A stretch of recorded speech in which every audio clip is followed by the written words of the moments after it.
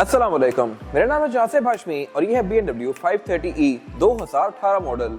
आपने मर्सिडीज ई क्लास बहुत देखी होंगी, ऑडी A6 बहुत देखी होंगी, लेकिन ये BMW की 5 सीरीज है जो कि उन गाड़ियों के बराबर है।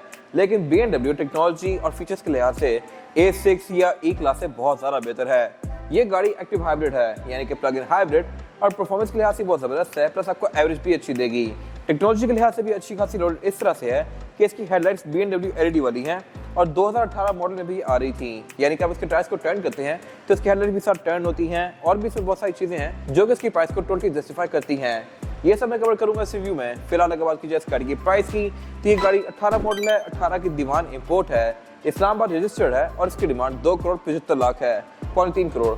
ये साइकिल मोटरस्पोर्ट के पास अवेलेबल है। अगर आपने इसके बारे में कोई इन्फॉर्मेशन लेनी है तो आप दिए गए नंबर पर कॉल कर सकते हैं या फिर आप साइकिल मोटरस्पोर्ट को विजिट कर सकते हैं, जो कि रावलपिंडी में DH2 के गेट 1 के ऑपोजिट लोकेटेड है। हमारी एक और ब्रांच भी है रावलपिंडी मरी रोड पे। Overall it's a great luxury sedan and today I am going to review it.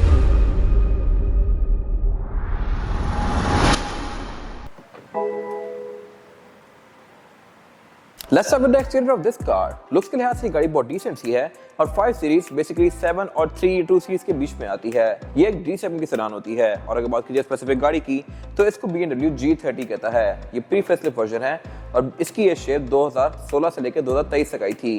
एक बार इसको फेसलिफ्ट किया गया था। ये प्री फेसलिफ्ट वर्जन है और मेरे ख्याल से लुक्स के लिहाज से ये फेसलिफ्ट से ज़्यादा बेहतर है।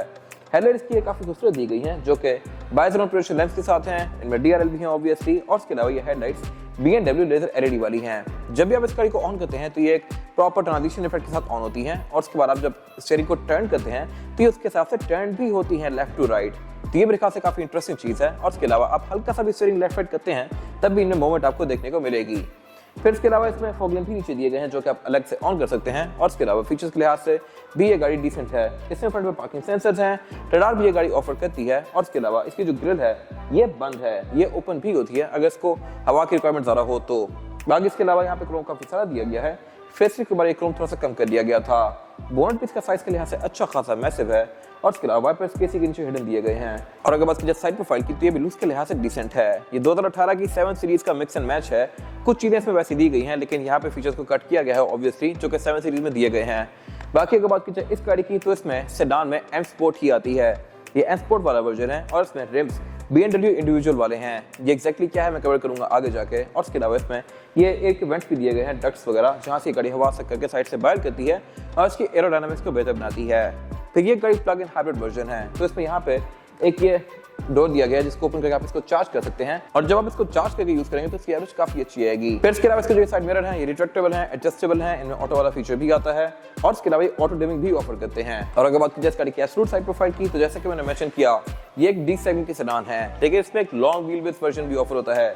ये स्पेसिफिक गाड़ी शॉर्ट व्हील बेस है। लॉन्ग व्हील बेस में रेयर पैसेंजर्स के लिए रूम अच्छा खासा होता है। ऑडी A6 में भी एक लॉन्ग व्हील बेस वर्जन आता है और this car is no different. बाकी फीचर्स के लिहाज से मेरे ख्याल से ये गाड़ी सबसे सारा इक्विप्ड है। हाइब्रिड वाला फीचर बहुत कम गाड़ियां ऑफर करती हैं। बाकी इस गाड़ी में एंट्री एक्सिट भी आसान है, आप अपनी हाइट पे इसमें बैठ सकते हैं और इसके अलावा इसकी अंदर की भी लग्जरी बहुत नेक्स्ट लेवल पे है। ये गाड़ी सनरूफ ऑफर करती है, पैनोरामिक रूफ इसमें नहीं आई और इसके अलावा इसकी रूफ में फिर ये कुछ हुक्स दिए गए हैं जहां पर आप इसका रूफ रैक इंस्टॉल कर सकते हैं और यहाँ पे आके ये गाड़ी इंटरेस्टिंग होती जाती है। टेलर इसमें काफी खूबसूरत है, वो मैं कवर करूंगा आगे जाके। और इसके अलावा ये गाड़ी पार्किंग एक्सेसरीज साइड से ऑफर करती है तो ये आपको साइड के ऑब्स्टिकल भी इंडिकेट करेगी। फिर इसके अलावा ये गाड़ी दीवान इंपोर्ट है बट स्टिल इस पर रेयर विंडोज कंपनी से टिंटेड आई हुई है। और अगर बात की जाए गाड़ी रेयर एंड की तो ये है मोस्टली BMW जैसा ही, लेकिन यहाँ पे कुछ चीजें डिफरेंट हैं और वो ये है कि इस गाड़ी में सब कुछ थोड़ा ज्यादा राउंड और गोल मोल सा है। टेलर्स की अच्छी खासी मैसिव हैं लेकिन थोड़ा सा बैक की तरफ टिल्ट हुई हैं। इसी तरह एग्जॉस्ट भी इसके प्रॉपर एक परफेक्ट शेप नहीं है, इनको थोड़ा सा अनइवन रखा गया है। ये सब मेरे ख्याल से लुक के लिहाज से थोड़ा सा डिफरेंट है तो मेरे ख्याल से बेहतर लग रहा है। आपकी क्या है कमेंट सेक्शन में मेंशन कीजिएगा। बाकी गाड़ी सिंपल है तो बैक पे सब कुछ काफी डिसेंट और सोबर सा है। इसमें फिर M पैकेज वाले बड़े वर्जन भी आते हैं या फिर M5 वगैरह भी आती हैं जो कि लुक्स के लिहाज से और सिलेंसर्स वगैरह के लिहाज से बहुत ज़्यादा एग्रेसिव होती हैं। एग्जॉस्ट इसमें बिल्कुल बेसिक से हैं। बाकी इसके अलावा ट्रंक इस गाड़ी में पावर्ड नहीं है क्योंकि दीवान इंपोर्ट है। दीवान की गाड़ियाँ मोस्टली बिल्कुल बेसिक होती हैं और ट्रंक कैपेसिटी के लिहाज से ये गाड़ी है तो अच्छी खासी डीप आगे की तरफ, लेकिन नीचे ये इतनी डीप नहीं है क्योंकि ये एक हाइब्रिड वर्जन है और हाइब्रिड वाली गाड़ियों में बैक पे बैटरी पैक आता है। Same goes for this car, इसमें बैक पे बैटरी पैक पड़ा हुआ है। बाकी इसकी टूल किट वगैरह के लिए साथ यहाँ पे जगह दी गई हैं, रेयर बेंचेस के स्प्लिट के साथ हैं जिनको फोल्ड करके आप इसकी ट्रंक कैपेसिटी को और ज़्यादा स्पेशियस बना सकते हैं। और इसके अलावा यहाँ कुछ खास है नहीं। इसके बाद अगर बात की जाए इस गाड़ी की इंटीरियर की, लुक्स के लिहाज से बहुत नेक्स्ट लेवल पे है। ब्रांड कंपटीशन तो इसका ई क्लास है और ऑडी A6 है, लेकिन ये उससे मेरे ख्याल से लग्जरी के लिहाज से बहुत ऊपर है। ई क्लास का डैशबोर्ड लुक्स के लिहाज से फैंसी बहुत है, लेकिन इसकी बिल्ड क्वालिटी उससे बहुत बेहतर है। और यहाँ एम्बिएंट लाइटिंग भी काफी स्लीक दी गई है, तो ये आपको सही एक बिजनेसमैन वाली फीलिंग देती है। इस सब आगे बात करूंगा। फिलहाल अगर बात की जाए इसके स्टीयरिंग व्हील की, तो ये M Sport वाला स्टीयरिंग है, जो कि आपको 2 सीरीज से लेकर 7 सीरीज से देखने को मिलता है। ये जस्ट थोड़ा सा ज्यादा बल्कियर है, 2 सीरीज में थोड़ा सा श्रिंक होता है, लेकिन मोर और लेस डिजाइन इनका सेम ही है। बाकी ये गाड़ी क्योंकि 5 सीरीज है, तो इसमें ड्राइवर और पैसेंजर दोनों की सीट में मेमोरी फंक्शन भी है, यानी कि जब भी मैं इस गाड़ी को ऑन करूंगा तो इसका स्टीयरिंग एडजस्ट करेगा इस तरह से, सीट भी एडजस्ट करेगी अगर मैंने सेटिंग बनाई हुई है तो। बाकी ये स्टीयरिंग मल्टीमीडिया वाला है, पैडल शिफ्टर इस गाड़ी में नहीं है। और अगर बात की जाए इस गाड़ी के मीटर की, तो ये पूरी ही स्क्रीन है।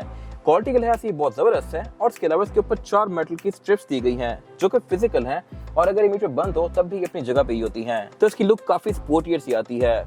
बाकी जैसे ये गाड़ी ऑन होती है तो इन फिजिकल स्ट्रिप्स के अंदर इसका मीटर इल्यूमिनेट होता है, और इसके आप थीम्स को भी कुछ हद तक चेंज कर सकते हैं, लेकिन ओवरऑल जो मेन डायल्स हैं ये यहीं पे रहते हैं।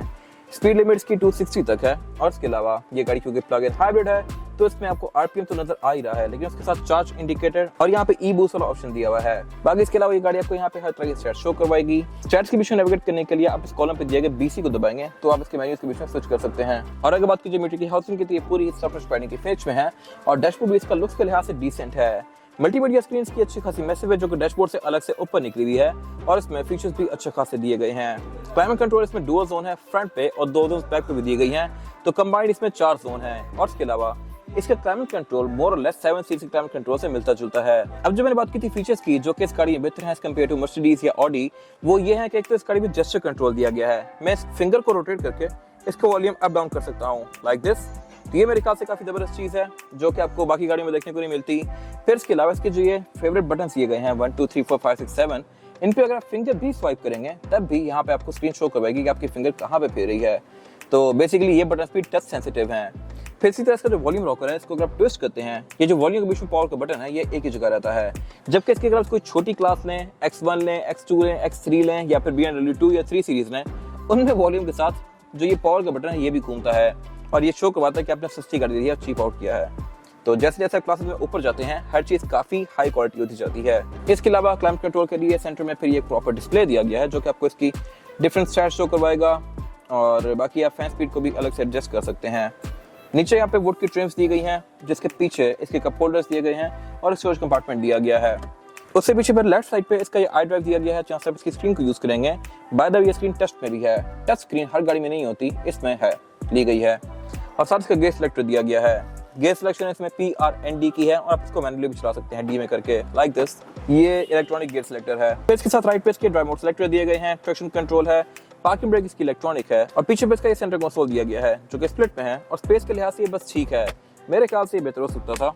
और अगर बात की जाए इस गाड़ी की सीट्स की, तो ये सीट्स अच्छी खासी चौड़ी हैं, लुक्स के लिहाज से डिसेंट हैं, और में थाई सपोर्ट, लंबार सपोर्ट ये सब तो दिया गया है।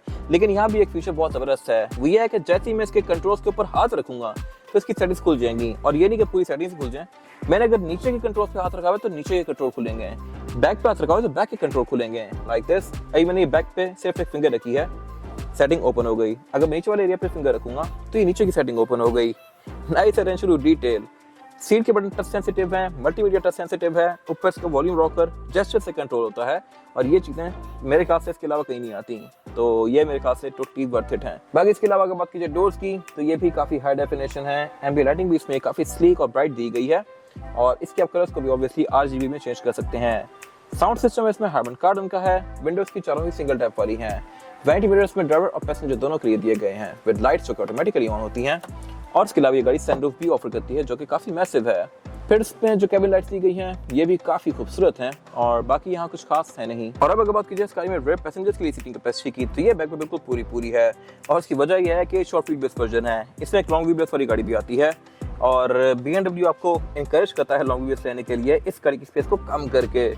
बाकी यहाँ पे फीचर्स रिसेंट हैं, इस तरह से रेयर पैसेंजर्स के लिए यहाँ पे क्लाइमेट कंट्रोल की 2 जोन्स हैं, और इसके अलावा एयर वेंट्स भी यहाँ पे काफी सारे दिए गए हैं। सेंटर में भी एयर वेंट्स हैं, पाँव पे भी, और यहाँ साइड पे भी। साइड के एयर वेंट्स देखने में एक आफ्टर थॉट लगते हैं, क्योंकि ये बिल्कुल स्लीक से पतले से हैं, देखने में ऐसा लगता है कि ये पहले डिजाइन कर दिया गया था, बाद में सोचा गया कि यहाँ पे एक एयर वेंट भी रख देते हैं। इसके अलावा बाकी बैक पे इसमें 2 ही लोग कंफर्टेबली बैठ सकते हैं, थर्ड पर्सन के लिए लेग रूम है ही नहीं। सीट भी यहाँ पे बस ना होने के बराबर है, ये अलग से ऊपर दी हुई है और उसमें कोई खास स्टिचिंग वगैरह भी नहीं दी गई, ये बिल्कुल बेसिक सी है। सेंटर में इसके सेंटर कंसोल दिया गया है जिसको ओपन करके आप एज एन आर्मरेस्ट यूज कर सकते हैं। इसमें कप होल्डर्स भी हैं। इसके अलावा आप इस पूरे ही एरिया को भी फोल्ड कर सकते हैं लाइक दिस, और आप इसकी डिग्गी को एक्सेस कर सकते हैं यहीं से। फिर रेयर डोर्स में भी फ्रंट डोर्स की तरह ही एम्बिएंट लाइटिंग दी गई है। साउंड सिस्टम भी यहाँ पे हारमन कार्डन का है। हेडरेस्ट भी यहाँ पे प्रॉपर दिए गए हैं, एयर बैग्स भी हैं, सीट बेल्ट भी हैं, आरएसएफ के पोर्ट्स भी हैं। और अब अगर बात की जाए इस गाड़ी के इंजन की, तो इंजन इसमें दो ही मेन आते हैं, 2.0 प्लग इन हाइब्रिड और उसके अलावा 3.0 वाला इंजन। छोटे इंजन भी इसमें आते हैं लेकिन वो इतना ज़्यादा पॉपुलर नहीं है। सबसे कॉमन आपको ये गाड़ी मिलेगी 2.0 प्लग इन हाइब्रिड टर्बोचार्ज्ड। ये इंजन जैसा कि मैंने बताया कि 2000 सीसी है, V48 है और ये गाड़ी 248 हॉर्स पावर प्रोड्यूस करती है कंबाइंड, जो कि सफिशिएंट बॉडी साइज के लिहाज से और डे टू डे यूज के लिहाज से भी ये गाड़ी अच्छी खासी पावरफुल है। ये गाड़ी क्योंकि प्लग इन हाइब्रिड है तो आप इसको चार्ज करके इसकी एवरेज को बेहतर बना सकते हैं। परफॉर्मेंस के लिहाज से भी ये गाड़ी अच्छी खासी पावरफुल है। एक्सेलरेशन के लिहाज से आपको कहीं तंग नहीं करेगी, लेकिन ऑब्वियसली ये कोई उस तरह की परफॉर्मेंस कार तो है नहीं कि आप इस पर ड्रैग रेसिंग वगैरह करें। बाकी ये गाड़ी 5 सीरीज है और इसमें दो मेन ड्राइव ट्रेन्स ऑफर होती हैं, रियर व्हील ड्राइव और फिर ऑल व्हील ड्राइव। ये गाड़ी रियर व्हील ड्राइव है, बड़े इंजन के साथ ये गाड़ी ऑल व्हील ड्राइव भी आती है। इंजन में इसका काफी टाइटली और नीटली पैक्ड है। इसमें फिर ABS, traction control, drive modes, hydraulic वाला बोनेट के इंसुलेशन, ये सारी चीजें दी गई हैं जो कि इसकी ओवरऑल फील को और राइड को बेहतर बनाती हैं। इसके बाद अगर बात की जाए की टायर साइज की, टायर साइज जो है इसमें आगे ये है 245, 35 और 20 और पीछे है 275, 30 और 20। टायर्स गाड़ी के स्टाइगट हैं और रिम भी, यानी कि अगले कम चौड़े हैं, पीछे ज्यादा चौड़े हैं। और इसके अलावा ये रिम भी इंडिविजुअल वाले हैं और एम पैकेज वाले हैं। ये एम स्पोर्ट वाली गाड़ी है और इसमें एक और चीज भी यूनिक है, वो ये है कि इसके ब्रेक कैलिपर के ऊपर भी एम पैकेज की बैजिंग दी गई है और ब्रेक कैलिपर्स के अगले पिछले हैं भी ब्लू, तो ये थोड़ी सी यूनिक फीलिंग देते हैं। बाकी इसमें कुछ एरोडायनामिक्स वगैरह के लिए कट्स दिए गए हैं जो कि लुक्स को बेहतर बना रहे हैं। ऐसा ही कट बेसिकली 7 सीरीज में भी आता है, लेकिन वो फिर पीछे की तरफ कंटिन्यू भी करता है गोल्फ स्टिक की तरह, इसमें वो चीज़ नहीं है। बाकी इसके अलावा इसमें ABS, traction control, drive mode वगैरह ये सब आता है। हाइट कंट्रोल भी ये गाड़ी ऑफर करती है, बट स्पेसिफिक गाड़ी में नहीं है। इसका फायदा भी है, फायदा यह है कि इसकी कॉस्ट ऑफ मेंटेनेंस ना होने के बराबर होगी और ये सस्पेंशन ज़्यादा रोबस्ट होगा, जबकि हाइट कंट्रोल वाली गाड़ी काफ़ी ज़्यादा फ्रेजाइल होती है लेकिन उसकी राइड बहुत स्मूथ होती है। टायर्स में मिशेलिन के हैं जो कि ऑलमोस्ट ब्रांड न्यू हैं और ये आपको काफ़ी लंबे अरसे तक अच्छी राइड प्रोवाइड करेंगे। ये था आज का रिव्यू। अगर आपको रिव्यू पसंद आया है तो इस रिव्यू को लाइक कीजिए, मेरे चैनल को सब्सक्राइब कीजिए और अगर आपके पास इस कार से रिलेटेड कोई राय है तो उसको कमेंट सेक्शन में शेयर जरूर कीजिएगा, ताकि वो लोग जो ये गाड़ी देने वाले हैं वो आपकी राय से फायदा उठा सकें। अपना ख्याल रखिएगा। Thank you.